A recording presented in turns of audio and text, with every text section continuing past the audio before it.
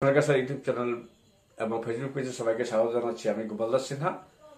আজকের একটা চাঞ্চল্যকর ঘটনা রয়েছে। সেই চাঞ্চল্যকর ঘটনাটি বিস্তারিত বলার আগে আপনাদের সবার কাছে রিকোয়েস্ট করব, এই নিউজটি আপনারা প্লিজ শেয়ার এবং ফলো করে দেবেন।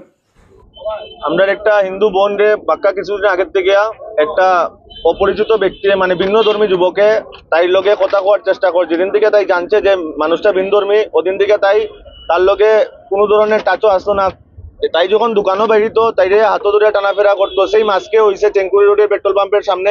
তাই যখন ঘর থেকে বেরিয়েছে দোকানও জিনিস নেওয়ার লেগে তাইরে হাত ধরে টান মারিয়া বাইকে উঠাইতে আসলো ভিন্ন ধর্মী যুবকটায়। তখন গিয়ে পাবলিকে এখানে উত্তেজনার একটা মাহল সৃষ্টি হয়েছে। পাবলিকে তারারে ধরিয়া গাড়ি উড়ি জ্বালাইছে, ছেলেটারে প্রশাসনের হাতে তুলিয়া দিছে।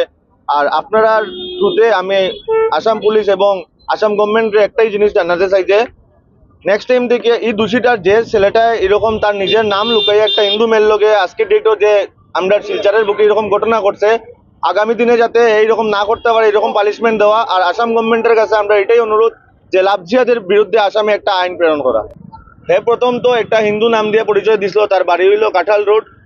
আর হের অরিজিনাল নাম মনে হয় শাহিদ হোসেন বড়বইয়া। বর্তমানে ছেলেটা আমরা যতটুকু শুনতে পারছি সদর থানাতে আছে।